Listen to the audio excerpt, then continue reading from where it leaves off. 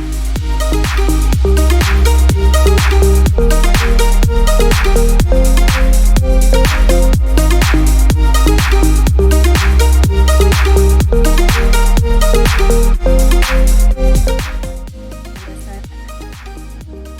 are recording this session today. So again, my name is Stephanie Henderson. I'm the Associate Director of Outreach and Engagement for the Medical Center Library.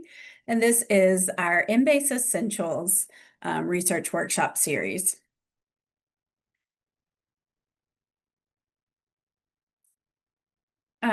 Today's topic is Embase. We're going to cover what it is and the database features, and then searching and limits for it. One thing to note is that after today's session, we will be recording this, and then you can, just one second, let me put that off. Great. We will be recording today's session, and we will also be sending the slides to you all and the recording after the session. So don't feel like you have to take 1,000 notes or anything. You will have this this information after the session. I also wanted to point out that my colleague Laura will be entering some important links in the chat, so be sure to check the chat out. And if you do have questions, you can raise your hand, you can put them in the chat, or you can unmute yourself. So feel free to interrupt along the way if you have questions. I tend to talk a little fast, so I just want to put that out there so that you all can make this a useful session for you today. All right, so what is Embase? So it's a large medical literature database that the library subscribes to. It is a subscription resource that we have, and it includes drug name and class, medical devices, conference proceedings, clinical trial data, and indexes international literature. So it's one of the larger biomedical databases. If you're familiar with PubMed, it's larger than PubMed, but it also has some unique resources that we tend to use it over PubMed, or in conjunction with PubMed. So if you're looking for drug information or medical device information or searching the pharmaceutical literature, we highly recommend that you search Embase as well. If you're doing any type of systematic review search or a scoping review, we also recommend that in addition to some of the other databases that you search for those types of reviews, that you also include Embase. Embase has M-tree terms, which are their subject terms, kind of like PubMed has mesh headings, Embase has M-tree terms. And then they also feature a basic, an advanced, and a Pico search interface, which we'll go over all of those today. And then we also have, they have a PubMed query translator. So you can do a search in PubMed and then put it into Embase, and it will translate that search for you. So we'll demonstrate that as well today too. That is a new feature. So here is Embase's landing page. So it's, I think Laura is going to drop the link in the chat if you want to follow along. So this is kind of what the landing page looks like. I'm going to move these Zoom boxes. So you can see here that it defaults to a basic quick search, and then you have your Pico search right here in this toolbar. Along the toolbar, you have other searches. This is where your query translator is. Above this little toolbar, you have the M-tree, which is the database that your M-tree or subject terms will be located in. And then you can see here is my name. So I have an Embase account. I basically have a clinical key, or like an Elsevier account. One thing to note is that if you are new to Embase and you are interested in doing a lot of searching in Embase and saving searches, you want to go ahead and get yourself an account. This is separate than your Link Blue account, so you'll have a separate login, but it's really beneficial for you. So it will allow you to save searches. You can email searches to yourself. You can save search alerts, and you can save get alerts when there's a new articles published based on your search, or new articles published in a journal that you're looking at. So we highly recommend that you go ahead and sign up for an individual account.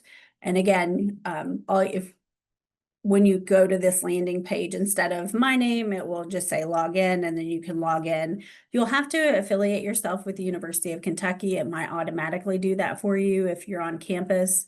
Just select University of Kentucky in the Open Athens search bar. And if you are off campus, you will probably need to log in. Once you log in through Open Athens, it's a pretty straightforward thing. It remembers you that you're from the University of Kentucky, and it will continually just let you in, but you might have to log in with your link blue. All right, so what is Mtree? So Mtree terms, I've kind of talked about this. They're referred to as subject headings, and they work very similar to the mesh terms in PubMed. They tag articles with different subjects. So Mtree terms are standardized, meaning that you must explicitly use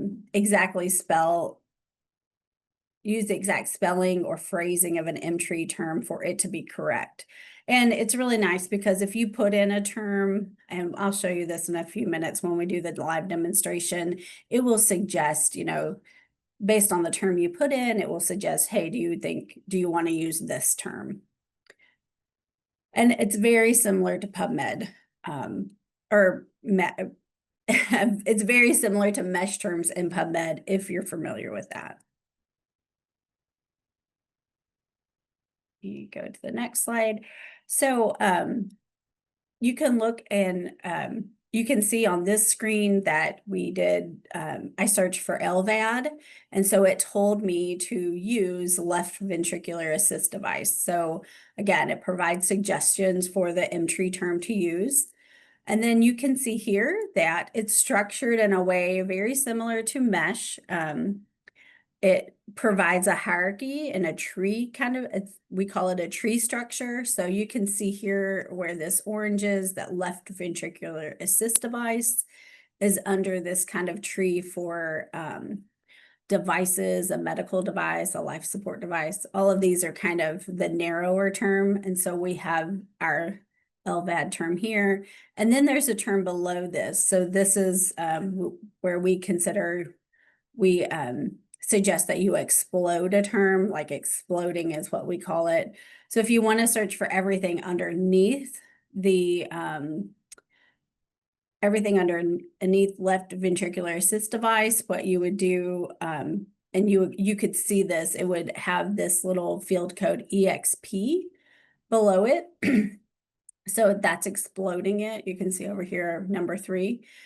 If you just want the left ventricular assist device and you don't want the term below it, then you would use the field code DE. And so that's just kind of some, more advanced searching, but you want to be aware of, how Embase will search based upon what you tell it and how you code the Mtree terms. And then what's also really nice, and I think that this is probably one of the most useful things about Mtree that Mesh does not do in PubMed, they provide a list of synonyms. So you can see that a lot of the synonyms here are device names for LVADs. So you can see that there's definitely several here that are manufacturer names or device names. So that's another really great benefit of Mtree. You're going to get synonyms for most terms, so that is really helpful for us as well. And especially when we're doing like some very systematic searching, or we need to know like what are some other terms for this. I use Embase to just search a term and then see, okay, here's some other synonyms for it. All right. So some of the other types of searching in Embase, we have the basic search, and I will show you all of these searches today, how to do these in a live demonstration. But basically, your basic search is using Boolean operators, so and or, and phrase searching using quotation marks. Very basic. Your advanced searching will search by, you can search by field codes. So you can do a colon TIAB for title abstract, a DE or EXP for M-tree searching. And it also has the capability to do proximity searching. We're not going to go over proximity searching today, but I can kind of show you where you can find that. Pico is another search that's available in Embase, and so that's your population intervention comparison and outcome searching. That's really unique to Embase, and I think that that's useful for some of those searches that do have a Pico framework. And then we have the query translator, where you can translate a PubMed syntax into an Embase syntax, and so I'll show you that as well today. Again, I'm just kind of going over the screenshots before I do the live demonstration. So this is your basic search screen, where you can see you have your basic search, and it gives you some examples of how to do a basic search. And this would be like the phrase searching, heart attack, and stress. It's a combination of using phrase quotation marks for phrase searching, and then Boolean operators for your basic search. And then we have our advanced search screen. If you open this little caret over here for search tips, you'll see all of this below, which will kind of tell you how you can do an advanced search. So again, you can use the Boolean operators.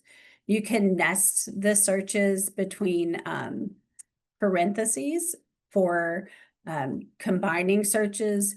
You can also use proximity operators, so you can search for a term near another term. And then you can also combine all of these with M-tree terms. So that would be our cancer gene therapy exploded. So again, we'll show you how to do that today. Then this is our Pico search screen. So again, you can see that it's divided out into our Pico elements. So you can basically just search each term separately, and it will provide results based upon your Pico search. And then this is the query translator page, where you can translate, you can put something in PubMed. You can do something as simple as a term, like a mesh term from PubMed, and then translate it to Embase term or M-tree term. However, what we typically do what I typically do in my work is I take longer search strategies from literature searches or from systematic reviews, and I put them into the PubMed query and then translate it through to Embase, and I'll show you that as well. And what's nice is that most of the search features or the search pages have kind of some guidance on the right-hand side. So you do have that option for you as well. And then we also have this question mark. If we click on that, and I'll do that in the live demonstration, that is also how you can get help in how to search the database, and just kind of some tips and tricks for how to do it. All right, before I'm going to go on to the live demonstration. Does anyone have any questions before I get started?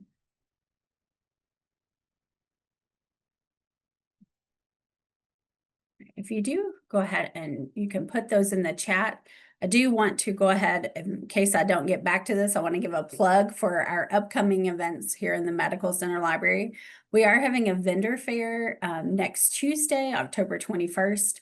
We'll have representatives from McGraw-Hill, Clinical Key, and Jove, the Journal for Visualized Experiments, on campus. So you can come by from 11 to 2 and see some of the demonstrations. We also will be recording and having Zoom options for those as well. So feel free to, I think Laura's going to put the link in the chat. Feel free to sign up and register for those, or just plan to attend next Tuesday.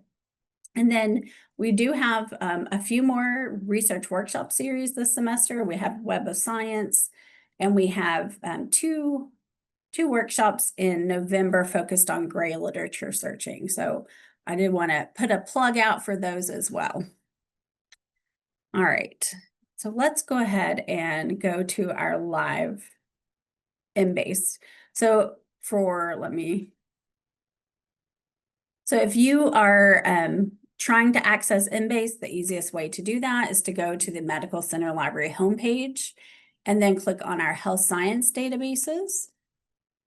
And then you're going to want to click on Embase. Again, I am already logged in, so you, if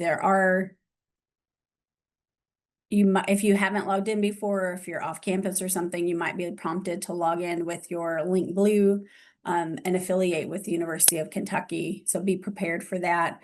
Again, if you don't have an account, I would suggest signing up for one. This question mark, this is where you can find any kind of announcements, release notes, but I prefer, or I think it's very useful looking at the Embase FAQs and then the top 10, how do I search Embase? This is a very detailed guide for how you do all of the searches in Embase. So it's the basic search, the Pico search, the advanced search, all of the drug and the disease search. So some of the searches that we're not going to cover today, you can go back to here and search for those as well. So I'm going to go ahead and click out of there. So our basic search is our broad search. What it does is it tells you this is a broad search. So what a broad search will do is if we put heart attack in here, so heart attack,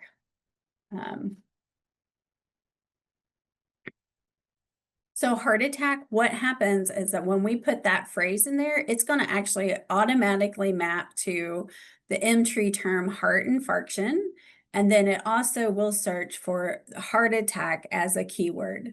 So just by putting heart attack in quotation marks, that is going to combine all of those searches for us. And then if we do and stress, stress again it's going to go ahead and map to the Emtree term physiological stress. And then it will also search the term stress as a keyword. So if we just do this broad search, and that's with the broad search setting, and you can go in here and click on this pencil icon and change the broad search from something like, if you don't want that, you can search it by Emtree terms, you can search it by title, abstract, and author keywords. So because ours is limited to this broad search right now, by default, this is what I'm going to show you. So if I click show the results, I'm going to delete these. So you can see here the heart attack EXP. That's what I was talking about, how it mapped to the Emtree term heart infarction or heart attack, which means that it also searched for all the fields for the words heart attack, that phrase. And again, stress and then stress. So this is a broad search. It's a very, very broad search. We're getting like 33,000 results. A lot of results, kind of not necessarily the most efficient search that we could be doing. I will show you how to kind of use some filters and limits here. And then I'll also show you how to do some more efficient searching as well. So in this, this is like the results screen. We can do some quick limits. So under this quick limits, we have the options for humans, only in English. Okay, I want those. Date is also a quick limit. We want to do, let's do the publication years, 20 to 2025. We can change this all the way down to however many years we want. Um, those are the major ones. We've already selected English. If we wanted age, we could do, if we wanted to limit to aged 65 or older, we could do that, or we could do also middle-aged, however we wanted. So we do have some of those options. And if we click search, that will reset our search and it will add in all of the other filters that we did. So now our results are down to 2,900. That's really good. I like that number, down from 33,000. So another way that we can limit is here on the left-hand side. We can limit by study type. And I like to click on this more so I can see everything. So if we want to, if we're looking for a specific type of study, maybe a systematic review or a randomized controlled trial, we can look at limit by those. So if I just click apply, now I'm down to 209. And then some of the other ones, if you wanted to, you could limit by journal titles or publication years, drug names. These don't really apply to what we're searching for this topic, so I'm not going to limit to those. But now I have 209 results, and they're listed here below. They're going to be sorted and by publication year. You can change this to relevance or entry date. You can also show all the abstracts, which is really nice when you're just kind of wanting to skim through and see, are these relevant to what I'm looking for? So if they are, you can go ahead and say, okay, I'm going to look at this one later, maybe this one and this one. Oh, this one looks good too. So I'm going to look at these later. So what you can do is you can check those and then you can add them to a temporary list. So if you add it to this temporary list, that's only going to be available to you while you're in the, only while you're in the session, your Embase session. So if you do add things to a list, you're going to want to do something with those before you before you close your browser. So just kind of what you can do, you can select them all. You can export them. So you can export them to EndNote, which is something that we do quite often. So we could export to EndNote or whatever your reference manager is. You can also save these articles. So we have saved lists. This is where your account comes in. If you have an account, you can save it to a new list. You can also send them to yourself, email yourself, or you can remove them or run it as a search. So those are the kinds of the things that you can do with those records after you save them to that list. So I'm going to go back here and let me just go ahead and click on one of these. This is the article record. So I just kind of want to show you a little bit about the article record. It will give you the title, the authors, the abstract. Here you can find some other terms associated with it. So our author supplied keywords, our disease terms, our device terms. You can also get some more information about when it was updated into Embase, and then kind of our publication information, the citation information. And then over here on the right-hand side, again, full text will get you the full text of the article. Sending it, we'll send it to yourself. You can print it, and then you can cite. So cite is helpful for if you're just using this for like a one assignment, or you just need the citation for this article. It's going to provide a citation in APA format. So let's go back to our results. One thing that I will tell you, and let me see if I can find some of these. In this particular search, it's probably not going to be, no, it won't, because I did a lot of, I limited it to systematic reviews and randomized controlled trials.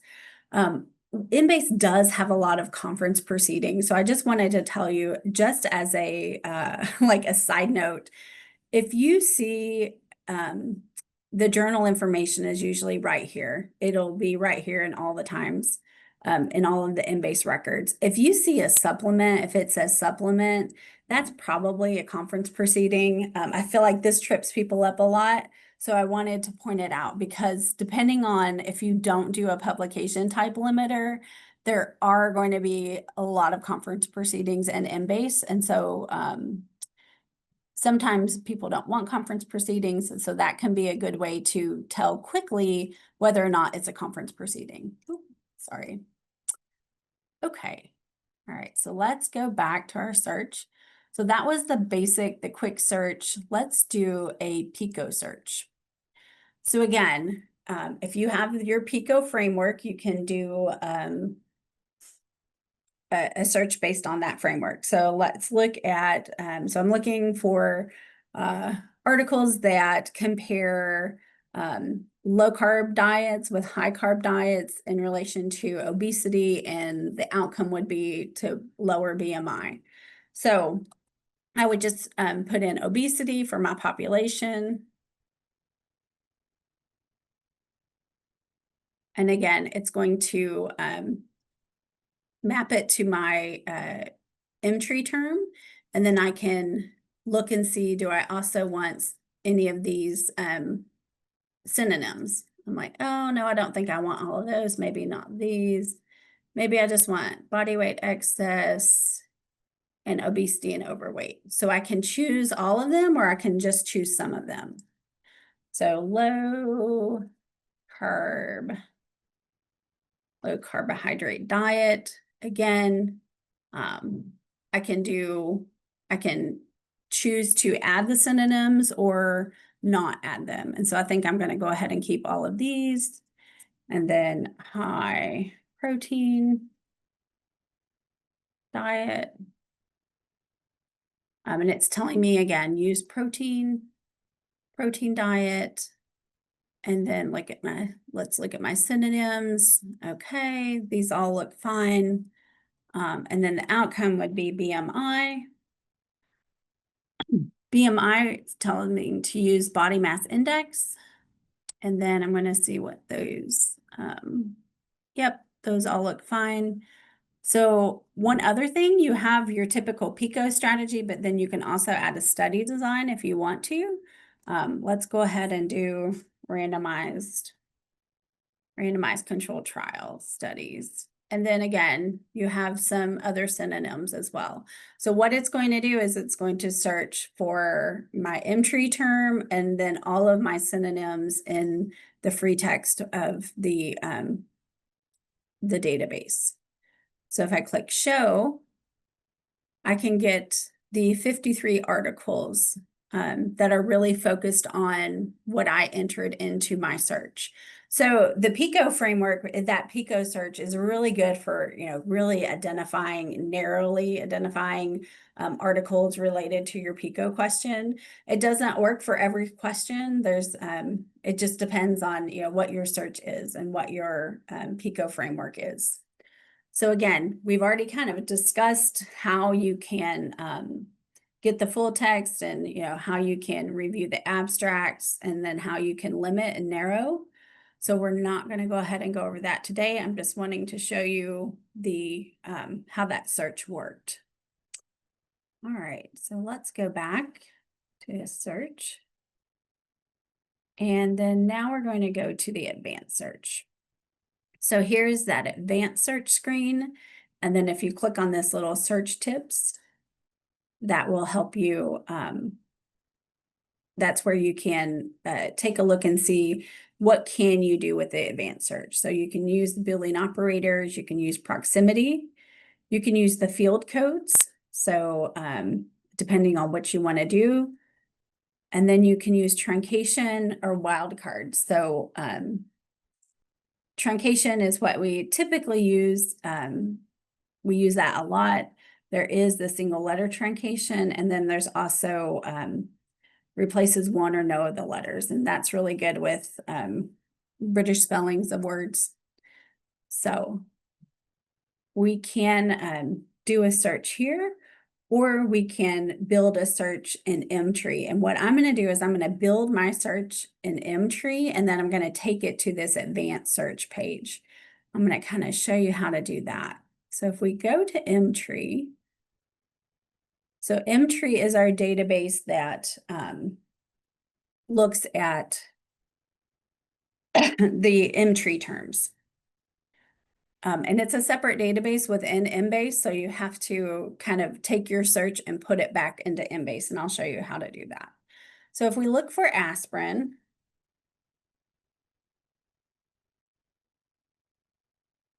we look at aspirin, it's going to tell us to use acetatic acid. And then you can see here, again, it's found under several different, what we call trees. And then we have all of our synonyms. So I want to, see, I want to add this to my search query builder. So what this will do is it will start to build a search in Embase, and then I can take it, or build a search in Mtree, and then I can take it to the advanced search in Embase. So I'm looking for articles about aspirin intolerance. So I have my aspirin term, and now I'm going to look at tolerance. And so you can see here what candidate term means is that there's no Mtree term. And so if you want for this to be a candidate term, you can you can send a request into Embase and have them decide if it can be a term. But in my case, and what I'm looking for, I can see here that, oh, I want drug tolerance. Yes, this is what I'm looking for. So instead of tolerance, I just want to use drug tolerance. And you can see here that there's a lot of different tolerances: drought tolerance, cold tolerance, heat tolerance. So the more specific term is what we're looking for. So if we do drug tolerance, and then I can add it to my query builder. So I want to change this because it's automatically going to default to or, but I want and. So I want anything with aspirin or acetatic acid and drug tolerance. And so if I take this to my advanced search, so it's going to build my advanced search for me. So I can also put in aspirin. So I can use a parenthesis here, and I can do or aspirin, and I can do colon TIAB. So that would be for my title abstract. So I'm looking at, all right, yes. So I have my acetatic acid as my Mtree term, or the word term aspirin in the title or abstract, and drug tolerance. So that's my search. So now I can see I have about 1,000 results. So I'm going to go ahead and change my date limits. I'm going to limit to the last 5 years. I'm going to use my quick limits to humans and English, and then search. So now I'm down to 79. Again, another limiter that I'd like to use is publication type or study type. So if you only want to look at articles or only review articles, you can do that. Let's just look at the articles, and you can click apply. So now I have articles that are dealing with drug intolerance of aspirin. So that's kind of how you can do an advanced search. If you're not really familiar with, kind of the special coding that you do, or the special way that you add parentheses and use Boolean operators, you can get by with that quick search. If you have questions, one thing that Embase is really good at is it's good at giving you errors. So it will tell you if you do something wrong. So don't worry about that. So the last thing that I'm going to show you all is the query translator. So let's look at this query translator. So again, you can take a mesh term. So if we look at, and the example is aspirin.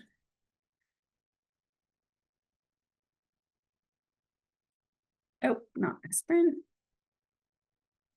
So if we look up and see that aspirin is a term in mesh, we're like, okay, this is my mesh term. So I want to know what is aspirin in the Embase database. So it again maps to acetylsalicylic acid. So you can do something like that, but again, what we typically do, what I would suggest that how you use this is you can go and take a pretty comprehensive search strategy from PubMed. Let's reset the form. I have this one that I did for someone. So this is it's looking at mental disorders and GLP-1s. So I can take this PubMed query and translate it. And you can see here, it's really nice because it tells you exactly what it did. So the eating disorder, in PubMed, I had an eating disorder as a title abstract keyword. This one translated it to title abstract and author keywords. So in PubMed, the title abstract field includes author keywords. In Embase, it does not, but it actually translated it to that for me. So that's really great. Mental disease here, you can see that it translated from mental disorders in MESH. So the MESH term is mental disorders, and then it translated to the term mental disease. So it's really nice because you can actually, remove a term, you can change a field code. So you can edit this if you need to, but if you're like, hey, this looks pretty good to me, then you can go ahead and click show the results. And this is how you can get a translated search from PubMed to Embase. So I'll tell you a little bit about why you would want to do that. Again, if you're doing a comprehensive literature search, or if you're working on any kind of review article and you need to search multiple databases, that's why you would do it. And this search in PubMed retrieved about 450 articles in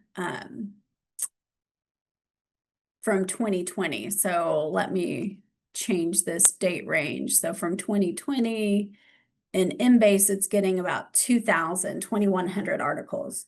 So again, Embase is a much larger database, so you're going to get more results when you're looking at Embase. It's just the nature of the two different databases. So just be aware of that when you're searching. If you are taking a search from PubMed and then putting it into Embase, you're probably going to get more results.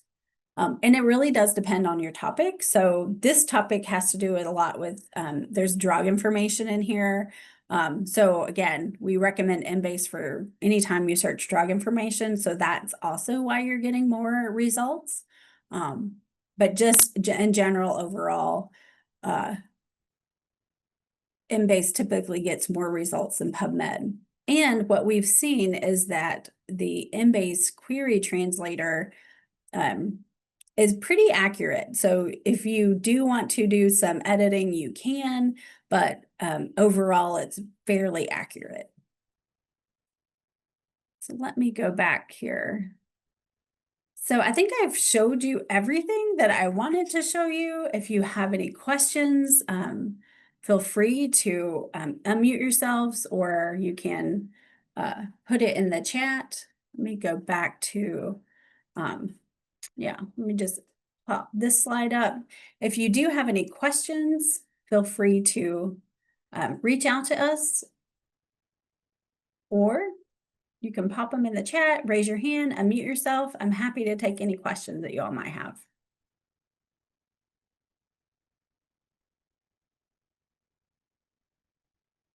Again, we really do appreciate you all attending today. And if you have any questions, feel free to unmute yourself and I can demonstrate something for you, or answer any question you might have. Feel free to make sure that you check out our other research workshop series or our vendor fair next Tuesday.